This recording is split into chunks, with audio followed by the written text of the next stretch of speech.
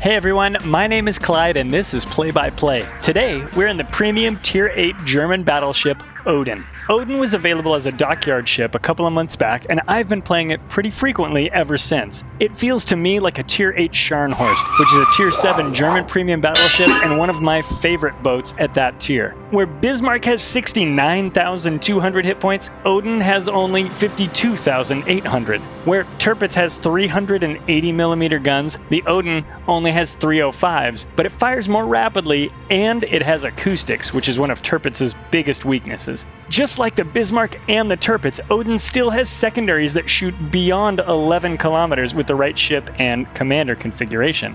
Odin feels faster and more maneuverable, and for me, a destroyer main, it feels like a really fun take on battleship play.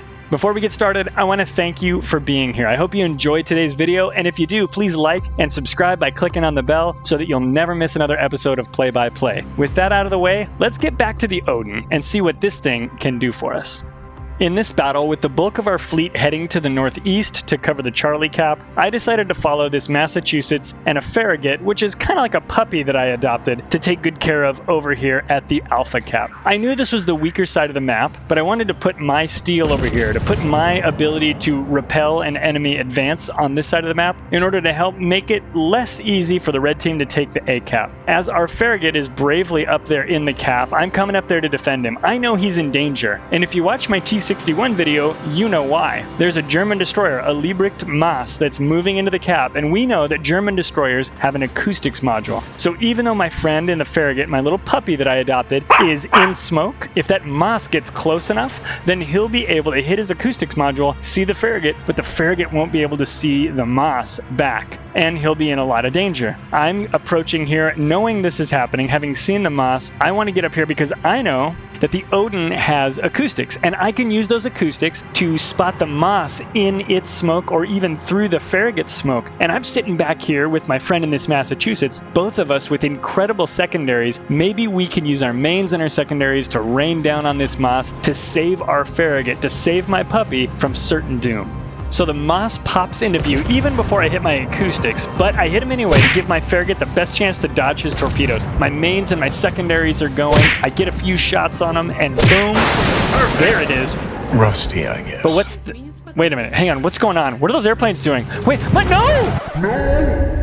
When Ellen died, I lost everything.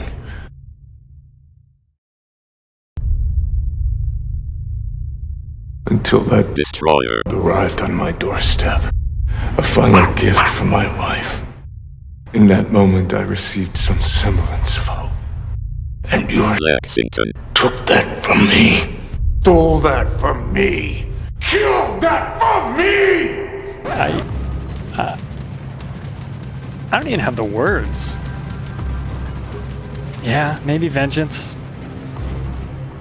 I guess let's go kill ourselves a Lexington. Alright, I'm going to start counting airplane kills now because I feel like that's going to be significant. So, what I've got to deal with now is these two battleships that are standing between me and revenge. We've got a North Carolina and a Monarch. My puppy is dead, and I've got a Massachusetts over my left shoulder who's backing me up. The North Carolina is approaching. He's within secondary range. He's at about 10 clicks right now, so I've got the secondaries going. We've got a heated battle happening on the other side of the map. My team is kind of posted up in a row there behind those islands. The enemy team is very much moving in to own that Charlie Cap. The Massachusetts and I are on the less populated side of the map. Now, we've talked about this in other matches before. What makes a good target for an aircraft carrier? Even if you're not a CV main, you need to be able to answer this question because you need to make sure that you're not a good target for an aircraft carrier. The best targets for aircraft carriers are ships that are off by themselves.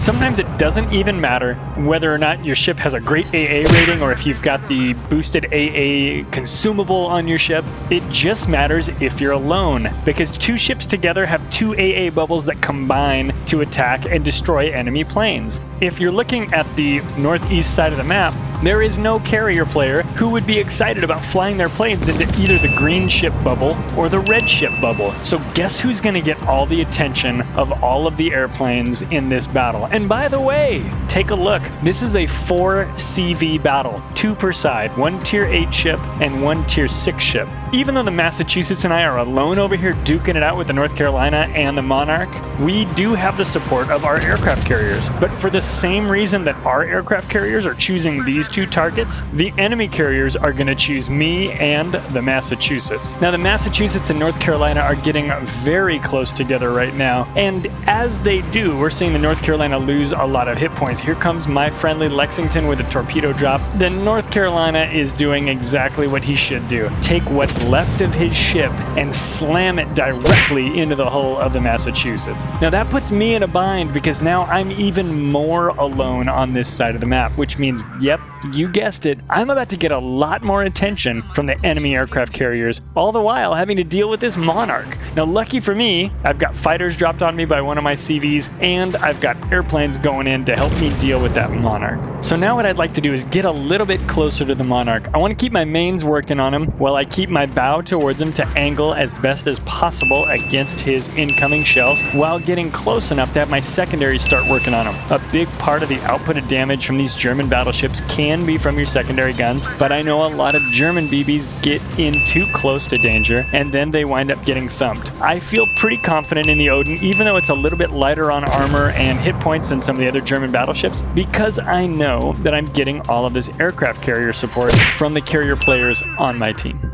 The tide of this battle is turning. If you take a look at the northeast battle that's going on, my team has been sinking ships up there left and right. I don't think it'll be too long before me and my carriers can deal with this Monarch, and that's going to give us a pretty healthy ship advantage. I'd really like to claim that me and my Odin have contributed to this battle in a major way, but I really don't know that that's true. On the one hand, we kept the enemies from taking A for free, but on the other hand, we've really only been kind of fighting 1-2 ships, and I've only got about 50,000 damage on the clock. I guess you could say that I'm distracting the enemy aircraft carrier, but to be fair, the Monarch on their team is distracting our aircraft carriers. So it seems as though our engagement over here on this A side has been sort of a zero-sum game. We've put in about the same amount of work that they've put in, and no one's really gained an advantage.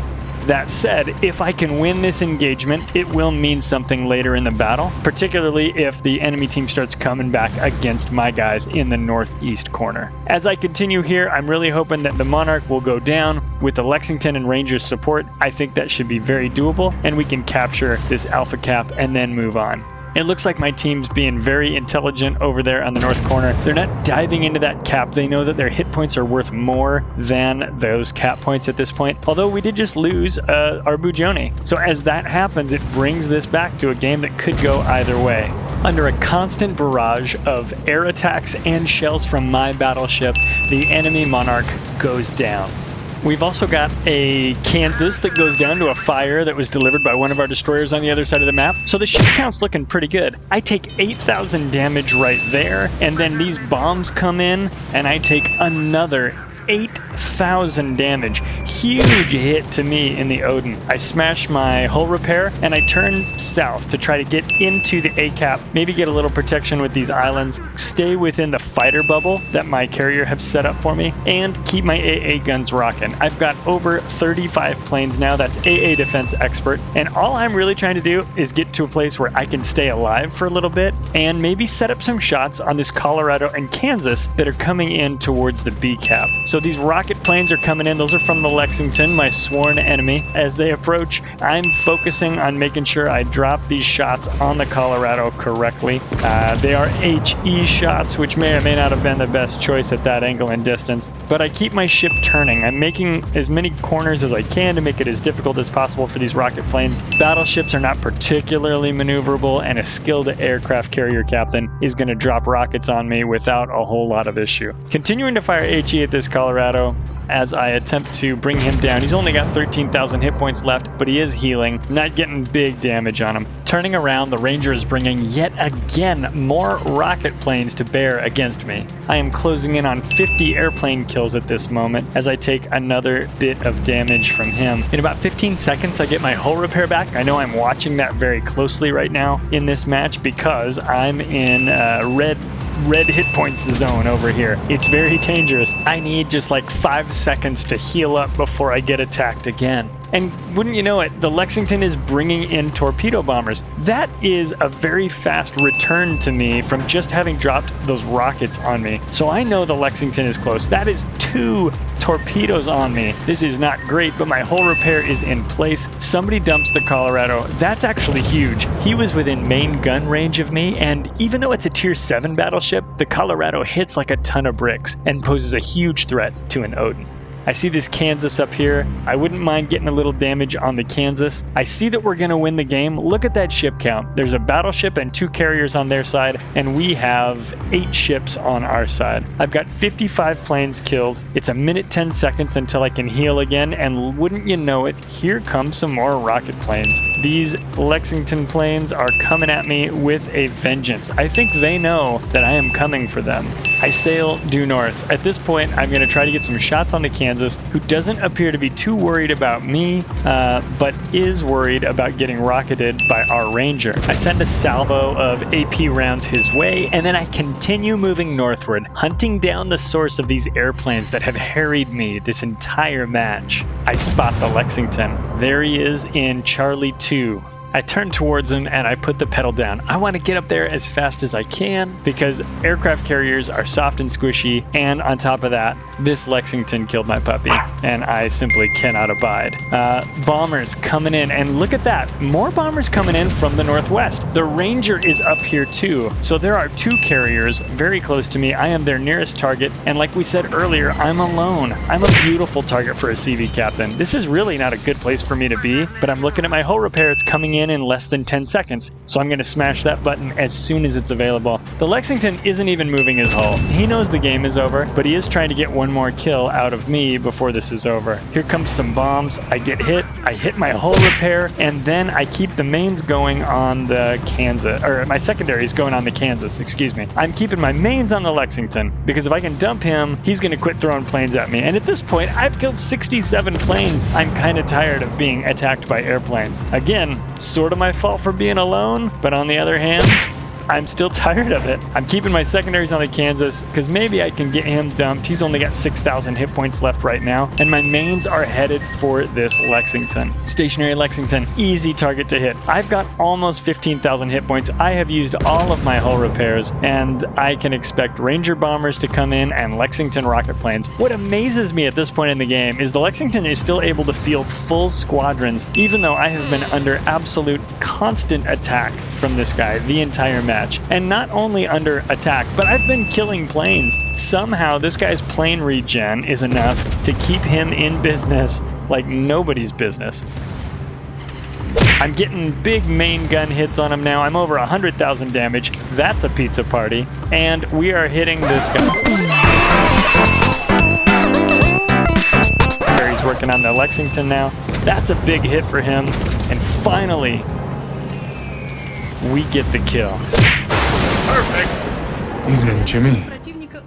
And that's it. Take a look at the mini-map as my entire fleet of 8 ships closes in on the USS Ranger, who's hiding behind a rock. This battle goes down in history as a victory for Team Green, a mega victory for me in the Odin as I didn't die, and a personal best in any ship of 79 airplanes killed in a single match. Thank you so much for watching. I hope you found this video entertaining and educational. If you liked what you saw today, please hit the like button and subscribe so you'll never miss an episode of Play by Play. If you can't wait for the next episode, go check out the other videos that are on my channel right now. There's a whole stack of play by plays just like this one. Take care of each other, and we'll see you in the next battle, Captains.